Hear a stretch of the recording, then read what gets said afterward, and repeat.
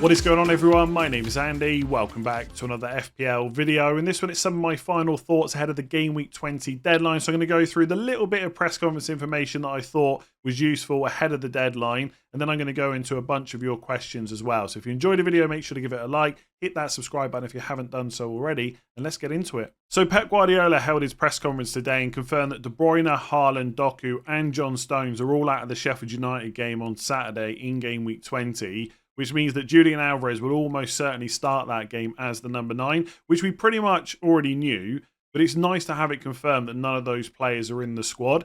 Now, whether you should buy Alvarez really depends on a few different factors. If you've only got one transfer, then I'd be tempted to roll it. But if you're in a similar position to me where you've got 2 and not much else to do, you could definitely consider him. I guess the thing to discuss are kind of the best and worst case scenario. So worst case scenario is he starts against Sheffield United at home, a great fixture on paper. Yes, Sheffield United have shown some signs of improvement under Chris Wilder, but I don't think anyone's worried about that fixture if you own Man City players, right? You're expecting plenty of goals in that game. And then Haaland and De Bruyne are both fully fit for Game Week 21, and Alvarez gets benched for the first game this season. That's the worst case scenario. But if you've got 2 free transfers and not much else to do, you could just deal with that in Game Week 21. I think for my team, when I've looked at future game weeks, the thing that I might end up having to do in Game Week 21 is take a 4-point hit. But for that hit, I would be getting Haaland and dealing with Salah and Son all in one go. So it's really not the end of the world. Best case scenario, you get him for Sheffield United at home. By Game Week 21, one of De Bruyne or Haaland isn't back yet. And so he starts against Newcastle away. And then potentially by Game Week 22, Burnley at home, if one of those players still isn't fit, he should start that game as well. And having Sheffield United and Burnley at home in the next 3 game weeks is pretty decent. So I think I'm coming around to buying him this week. And the main reason is I think the potential upside outweighs any potential downside. The only thing to say is we've just come through a period where there's lots of games in quick succession. The complete opposite is about to happen. So the Sheffield United game is on the 30th of December. Newcastle away in Game Week 21 is the 13th of January. And then Burnley at home in Game Week 22 isn't until the 31st of January. So there's a lot of time in between games for players to get fit. But still, we don't know exactly what's happening with Haaland. When will he be back in full team training? We're not really sure with De Bruyne either. And De Bruyne's only played 22 minutes this season. I'm not sure he can just come back and play 90 minutes every single game anyway. And I guess there is the possibility, like we all assume that when Haaland and De Bruyne are fully fit, Alvarez just doesn't see any starts at all. But I guess it is possible that all 3 of those players could play in the same starting 11. I think Alvarez's minutes would definitely go down when those 2 players are fit. But it's not completely out of the question that he could still start. And let's not forget, he's played every single game this season. Obviously because De Bruyne has been out and now Haaland. But he is quite important to Pep Guardiola. So I just think he's a good short-term punt. But if I had this same team, let me just quickly show you my team now. If I had this same team for Game Week 20, and only one transfer, I would definitely roll because although I think Alvarez is better than Darwin this week, it's not so much better that I would want to use a transfer. And if Haaland was back by 21, I just wouldn't get Alvarez anyway. So we shouldn't start talking about him like he's absolutely essential because I don't think that's the case. But as a short-term punt, I think he is excellent. So for Aston Villa, I saw this tweet from Jacob Tanswell, who's a journalist that covers Aston Villa for The Athletic. And it says that Luca Dean faces up to a month out after suffering a hamstring injury at Old Trafford, while Pau Torres is still not 100% and unlikely to start against Burnley. So anyone that carried Pau Torres through, he might start against Burnley at home, but he is a doubt. And I guess if he's not 100%, they're not going to risk him. Not when they can play kind of Konza, Carlos and Lenglet with obviously Moreno on the left if Luca Dean is out. So if I had Pau Torres in a spare transfer, I'd probably look to sell him to someone else. Who that is really depends on how much money you've got to spend. But if you want to stick to an Aston Villa player, then I would definitely get Konza at this point. You could potentially get Moreno, but I think down the line, he then becomes a bit of an issue once Luca Dean is back. It might be that Moreno builds up his fitness so much and plays so well that Luca Dean just faces a spell on the bench either way. But I just don't know if I would want to take that risk. But if you want to go for a more exciting differential, Moreno is definitely the one. With that month out for Luca Dean, because of the gap in matches in January, it's not actually that many game weeks. So it'll be game week 20, 30th of December, 21, which is the 14th of January, and then 22, which is the 30th of January. The only thing to note, which I didn't realise until I just looked there, game week 23 is game week 22 is a midweek game week. So Tuesday the 30th of January, then they play on Saturday the 3rd of February. So there is a bit of a quick turnaround as well there. And if Luca Dean is out for a month, that might mean he also misses game week 23 as well. Because these things can sometimes be a little bit worse than you expect. Sometimes they can be better as well. But I think Moreno as a short 3 to 4 game week punt with the fixtures that Aston Villa have got look pretty good. And like I said, if you've got Pau Torres, bit of a doubt, probably worth dealing with at this point. So I know a few people were looking for an update on Hwang after he went off at half-time against Brentford. And I saw this tweet about Wolves team news from Nathan. And I think the second name is pronounced Judder. I will apologise in case I've got that wrong, because he does follow me on Twitter. I'm not sure if you're watching the videos, but if you are, I apologise if I've butchered your name. But he's a journalist that covers Wolves. So Mario Lemina has travelled back to France for personal matters, not ruled out fully, but very doubtful. That obviously wouldn't help Wolves overall, but from an FPL point of view, not really someone that you'd be looking to put in your team anyway. The good news is that Hwang is fully fit and he's going to travel to the Asia Cup after the Everton game. So if you've got Hwang and you've only got like one free transfer and you didn't really want to have to deal with him this week, great news. You just play him against Everton, which isn't the easiest fixture given how Everton have played.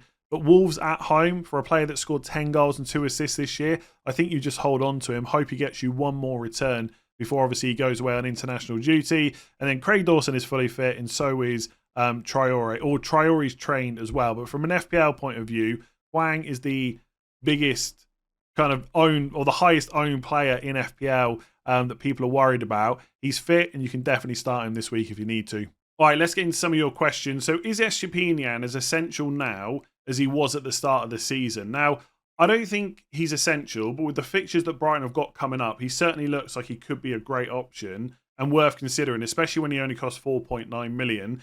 It's worth saying that he came on at half-time against Spurs, I think because of the injury to Igor. So it might have been that they didn't actually want to play Estupiñán for 45 minutes. They wanted to bring him in a little bit slower than that. Whether that will have an effect on his minutes in game week 20, I don't know. But I just don't think I could call a player essential when they've got West Ham away. Like, does anybody expect Brighton to keep a clean sheet in that game? Probably not. And of course, he could get attacking returns, as he showed against Spurs. And that's great. That's one of the reasons we picked him originally. But as I mentioned with Porro, I think on the Wildcard video, you do want those clean sheets to go along with the attacking returns. So I don't think you necessarily need him in game week 20. And that game's on the 2nd of January. Their game in game week 21 isn't until the 22nd of January. So that's a long time for Estupiñán to continue to build up that fitness. So that's when I'd probably be looking at him. I think from then, the fixtures are great for Brighton. Wolves at home, Luton away, Palace at home. Spurs away in 24, a bit trickier. Then it's Sheffield United away, Everton at home, Fulham away, Forest at home. If you put Estupiñán in your team either this week or next week, next game week, of course, you're probably just playing him pretty much every single week, apart from maybe against Spurs. But even then, if you had to play him that week, you wouldn't be worried. And I think for 4.9 million, he is definitely a decent option. And at the end of the day, I've got Porro in my team. I'm not expecting many clean sheets from him, but you've got that attacking potential there. So I guess Estupiñán's a similar kind of player. I didn't mention him in my team selection video earlier. And the reason for that is, I feel like if I don't get him this week, there's just not really a window to bring him in anytime soon. Because Trent, I'm just not going to sell until I need the money. He's just an obvious player to keep. I think Arsenal defenders much more likely to get you a clean sheet than Brighton. So even though their attacking potential isn't as high, they've definitely got more chance of getting a clean sheet. And their fixtures are pretty good as well. And I see Porro as kind of a similar player to Estupiñán. And so by bringing him in this week for West Ham away, I think that makes my team overall a little bit worse. And I don't want to sell Charlie Taylor, even though I've got the money, I think I've got the money to do it, because that would break my structure. So that's why I'm not bringing him in. But that doesn't mean that you can't do that. And if you've got a defender that you want to get rid of, or a spare slot or a spare transfer to use, then I really like him. I just think we're in one of those, basically the next few weeks in FPL, the moves are almost going to be dictated to us. We've got to deal with Haaland, maybe deal with African Cup of Nations and Asia Cup players as well, plus possible double game weeks, that will dictate which players we use our transfers on. And unfortunately for me, I just don't see Estupiñán coming in anytime soon, even though when I look at those fixtures, I kind of think, how can I go without him? So I think he is a good option, definitely not essential. So FPL SWAT says, what are your thoughts on Trent Captaincy? I'm at 690k and willing to punt. Now, if you've watched my videos for a while, you would have heard me say this before, and my opinion hasn't really changed. Trent with a good fixture is never a terrible captain. So if you want to go for him, you absolutely should.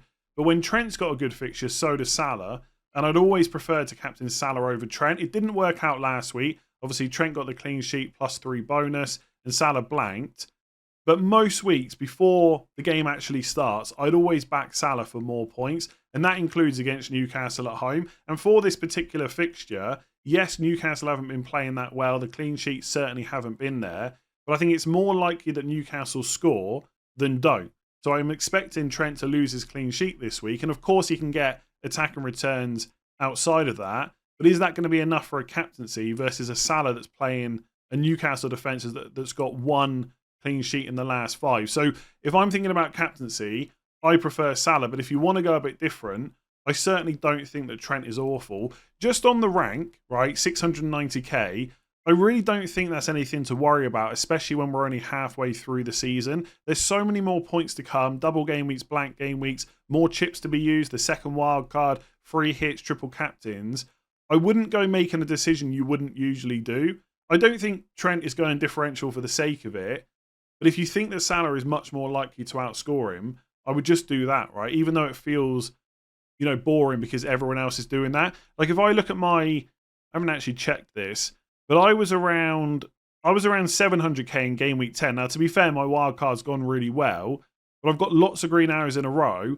And if you ask anyone what my team looks like, they will tell you it's template every single week, and then my captaincy is template as well.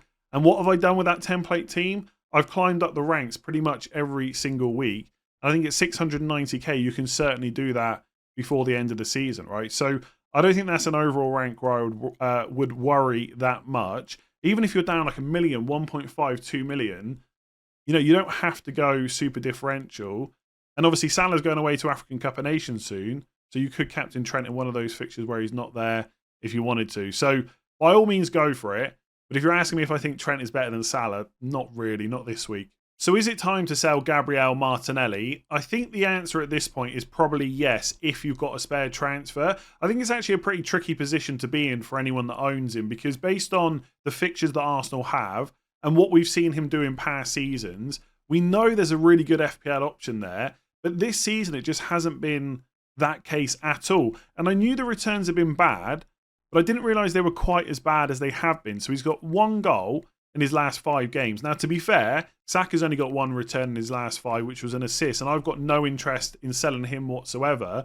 But actually, if you go back past game week 15 against Luton, his return before then was game week 8. He's got 2 goals and 2 assists all season, and he's barely missed any games whatsoever. And I think the concerning thing for me is his underlying numbers. 0.16 expected goals per 90, 0.21 expected assists. That is pretty poor for a player that costs, 7.7 million. There's much better options in and around that price. To put that into perspective, so 0.16 expected goals, 0.21 expected assists. For Anthony Gordon, it's 0.33 expected goals. So he's got double the goal threat this season than what Martinelli has. So I think it's getting to the point where it's really tricky to make a case to hold on to him.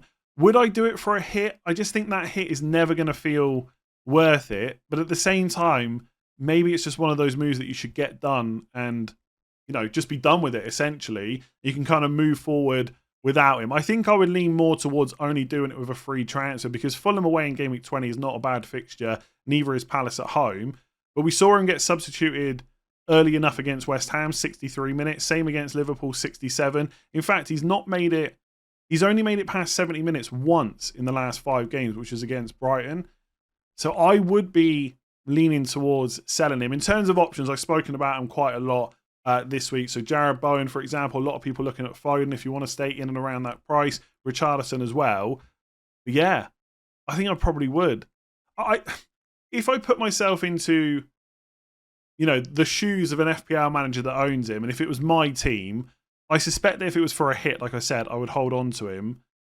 But I think if I had a spare transfer, I'd probably get rid, even though it doesn't feel great. So this is an interesting question. Could we sell one of Salah or Son to get Foden, or would you hold them this week? So I'll come on to the Foden part of that question in a minute, but just on selling one of Salah or Son in game week 20, when you say it out loud, it sounds absolutely crazy because Salah's got Newcastle at home, Son's got Bournemouth at home. They're both great options this week. And if I only had one free transfer, I definitely wouldn't do it. But if you're in a similar position to me where you got 2 free transfers, not much to do with them, and you're probably going to sell Salah and Son in game week 21 anyway when they're unavailable, you could at least think about it. And for a brief moment earlier, that thought did cross my mind. I don't think I'm going to end up doing it because I think those 2 players are so good this week, I couldn't bear having to sell one of them. But I do get the thinking because if you've got nothing to do, right, with your transfers, and you know you're going to sell one of them next week anyway, if you could get a player in that's almost as good in game week 20, and some people might think that Foden is better, but I'm just going to go with almost as good, then you shouldn't lose out on too many points this week. But from game week 21, you're ahead on transfers. So right now, for example, my moves would probably be Darwin to Alvarez in 20, and then 2 free transfers in 21, probably to sell Salah and Son. Not a guarantee, but that's the rough plan. Whereas someone could do it slightly differently. Hold on to Darwin or whichever forward they've got. Do Son to Foden. Son versus Bournemouth at home, Foden versus Sheffield United at home. There's probably not too much difference there. And obviously we know how many players Man City are missing, De Bruyne, Doku, etc. So Foden should get good minutes. And then next week, in 21, you sell Salah and then you decide what to do with the other transfer, which might be to change someone that's injured, to get Haaland back, or it could be just to roll it into game week 22.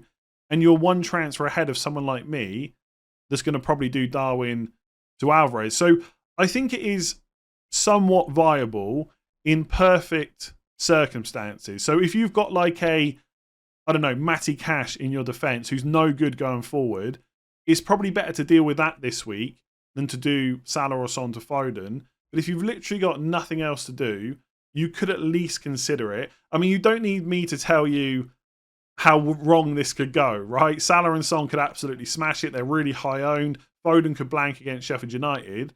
Or he could get very similar points, maybe outscore them. And like I said, you're a transfer ahead. So it's all about, 1, how much you rate Foden, and 2, how much risk you're willing to take. I don't see me making a move like this, but I don't think it's completely out of the question to at least think about it. I'm just going to use this as an excuse to also talk about Foden because lots of people have mentioned him. I've maybe not given him enough airtime. His minutes have been great recently. With Doku out, it certainly helps. And De Bruyne as well, of course. Sheffield United at home, great fixture. As long as he gets minutes and continues to do so, he will be a good option. You got Newcastle away in 21, Burnley at home in 22, as we know. There's a high chance that Man City will double around game weeks 25 and 26. Not both of them, right? But just one double around then. So potentially, you got Sheffield United, Newcastle, Burnley, Brentford, Everton, and then a double game week. Now, will Foden start every single one of those games? I never like to sit here and guarantee that for a Man City player, but his minutes should be pretty good. But at the same time, if he got dropped after 3 or 4 weeks, would that be completely shocking? Not really. I'm not personally looking to get Foden at the moment. I'm trying to leave my Man City decisions as long as possible, closer to when they actually double, because I'm just not willing to be lumbered with a player that loses their place that I then have to keep for the double and then they just don't play. And I'm not saying that will definitely happen with Foden, but that's why I'm not willing to do it right now. So if I leave this decision until next week and I sell Salah and Son, I'd probably get like Bowen and Fernandes or Bowen and Richarlison, something like that. But Foden is definitely an option, especially if he keeps his place. Selling one of Salah or Son, good luck to you. So is using the second wildcard in game week 21 a bad idea? Just a quick reminder, the first wildcard has to be used by the game week 20 deadline. So if you haven't used it yet, make sure you activate it right now. Otherwise, you're just going to lose it. And then the second wildcard becomes available ahead of game week 21. And then you can use it any time before the end of the season. Now, is it a bad idea? I would say probably for most people. There's going to be a more beneficial time to use it later on. And ultimately, the only real difference in terms of what you're managing in game week 21 versus 20 is players going away on international duty. And for most people, you've probably got 1 to 3 players maximum to deal with. So I've got Son and Salah. You might have Hwang as well. Maybe some of you have got Kudus. Perhaps you've got 4 to 5 players that are going to suddenly become unavailable. But you could transfer one out this week and then one out next week. That's 2 of them gone. Maybe you take a hit to get rid of a third. And all of a sudden, your team probably doesn't look that bad. As always, it is going to come down to everyone's individual team. But I would say if 1,000 people watching this video sent me their team, I reckon like 990 plus would not need a wildcard in Game Week 21. And I just think it's going to be more useful to you later on. So I've kind of briefly mentioned at times that I might look to use it around Game Week 31. And there's a few reasons for that, right? One, I don't feel like I'm going to need it before then because I can easily just get rid of those players that are going away and then think about how to get them back in afterwards. And right now, we don't know when they're going to be back. So it might be a case that with the blanks and double game weeks that happen around Game Week 25, 26, they're not even needed. And I just feel like I can probably manage that with transfers. And I don't think there's going to be enough upside to activate the wild card. But not only have you got possible doubles around 25 and 26 for teams like Liverpool and Man City, you then got more double game weeks later on in game weeks 34 and 37. They will happen because they're all based on teams that get through in the FA Cup, essentially, right? I'm not going to go into all the details right now. We'll save that for another video. But around, let me just get a different player up. But yeah, Salah, for example, he might blank in 26, potentially blanks in 29 if they beat Arsenal in the FA Cup and get to the quarterfinal. They may just get knocked out by Arsenal and then it won't matter. But let's just say they blank in 26 and 29. You've also got Man City in 28, which isn't great. So potentially you wouldn't need him back until kind of game weeks 30 or 31. So you could wildcard your Liverpool players back in then. And I think it's a similar situation with Arsenal. So the fixtures right now are pretty good. But in 29, they got Chelsea at home. And again, they may blank that week if one of Chelsea or Arsenal get to the FA Cup quarter-final.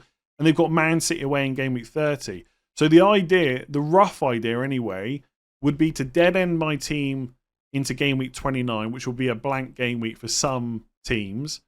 And dead end obviously just means that you take out all the players that are going to blank and bring in ones that won't. And then because Arsenal are playing Man City in game week 30, it's not really a fixture where you would need a lot of players from. You could just delay the wild card till 31, where Arsenal then have Luton at home, Brighton away, Villa at home, Wolves away, Spurs away, Bournemouth at home. You're probably going to want a double or triple up because if they're blanking in 29, they'll be doubling later on as well. So as it stands, that just seems to me where the wild card is probably going to be the most beneficial. It might be that Bournemouth versus Luton is a lot earlier than planned. We get Liverpool and Man City double game. It's all at the same time. And suddenly it's better to activate the wild card a bit earlier. But as it stands, I think saving it and being able to dead end your team and wild card out of it is probably where it's going to be the most beneficial for most FPL managers. Either way, I think for most people, Game Week 21 is probably going to be an awful time to use it. So I probably wouldn't plan for that. So let's stick to chip strategy and talk about the bench boost next. Is bench boost a good option at the moment with a deep squad and 2 free transfers? Or should we wait for a double game week? So I think generally, if there's any game week where you think you can get 16 points or more out of your bench, you should at least consider using the bench boost, right? If you're happy to do it and if you think that all 15 of your players are very likely to start. And the reason that a lot of people tend to use 16 points as the measure is because in a double game week where a lot of people like to bench boost, if you've got 4 players sat on your bench that have all got 2 fixtures and you consider that they're all probably going to get at least 2 appearance points in each game, that's 4 points per player, 4 players, 16 points. Anything more than that is usually considered a bonus. So if you're looking at your bench for game week 20 and thinking I've spread the money around because I've sold Haaland, those 4 players are going to get 16 points or more, you could consider using it this week. When I look at I know I talk about my own team a lot, but I think it's always good to give context. My bench is Dubravka against Liverpool away, no clean sheet there, so he'd have to get a lot of save points. Gordon against Liverpool away, which is not awful, right, but not amazing either. Saliba against Fulham away, which I do think is pretty good. And Taylor against Aston Villa away, definitely no clean sheet there. So my 3 defensive players, Dubravka, Saliba and Taylor, I think only one of them can get a clean sheet. So maybe 6 points there. 2 for Taylor is 8. 2 for Dubravka, 10. Can Gordon get 6 or more? It's possible, but I'm not that confident. I do think that all my players will start, so it's a possibility, but it's not quite there for me. And I could get Richarlison in and maybe bench boost it. So get Richarlison in for Gordon, then bench boost with Darwin on there. And that would get very close, but it's still not quite close enough for me to want to use it this week. I mean, I could use both free transfers, but I'm not sure that's a good strategy. So going back to the question, if you use one transfer to improve your overall squad, that's going to benefit you in future weeks, fair enough. But if you're using 2 transfers and you're not going to get many more points after the bench boost, I'm not sure that I would do it. Just on waiting for a double game week, and again, if you've watched my channel for a while, you'll have heard me say this before. I think over the last 3 or 4 seasons, I've never had a bench on bench boost full of double game week players, and it's always worked out pretty well. But I've always had at least 1 or 2, and I do prefer doing that. The reason that some people are considering using the bench boost early this year, and some people even did it in game week 1, is because of the setup time or the gap between when you wildcard and when you end up bench boosting. So as far as I know from listening to and kind of reading the Fixture Guru people that know when the double and blanks are coming, if you're going to wildcard in game week 31, which I've spoken about already, you're probably not going to bench boost until possibly game week 37. And that's quite a big gap for players to kind of get injured and stuff like that. And you don't want to have to spend multiple transfers fixing your bench. So that's one possible issue, that your bench might actually not be in a good way by the time you bench boost. But also, game week 37, the league could be over, relegation could be done, players could start getting rotated. And that's great for getting differentials into your team. It's not so good for managing a bench boost. So it could be that you use it in 34 or 37, but it might be that this year, trying to load up on a full bench of double game week players just doesn't actually work out that well, and using it earlier could be better. So if you think you're in, I'm just trying to think this week in game week 20, like who could people have on their benches which might be worth it? Like if you've got Gusto against Luton away, and I don't know, what if your backup keeper is, I mean, if you've got Martinez, he's probably your main keeper.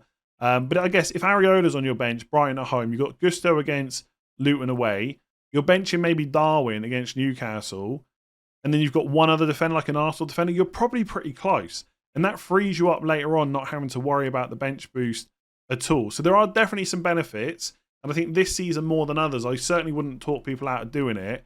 You've just got to be sure, can you get 15, 16 points or more? If so, I'd be tempted. So I'm actually going to leave that one there. Hopefully you enjoyed the video and found it useful. If you did, make sure to give it a like and hit that subscribe button if you haven't done so already. And if you listen on podcast, please do make sure to rate 5 stars if you're enjoying all of the content. This is the final pre-recorded video of 2023. So thank you for all of the support this year. I still can't quite believe that I get to call this a job, but somehow I do. And hopefully that keeps happening in the future, and that only happens if you keep watching the video. So please make sure you do that, and thanks for all the times you've done that in 2023. I will have a deadline stream for game week 20, which will start at 9:30 a.m. UK time on Saturday morning, but after that the rest of the streams and videos for this season will all be in 2024. So thank you very much for watching this one. Give it a like, hit subscribe. I'll catch you tomorrow for the deadline stream. Otherwise, I'll catch you in 2024.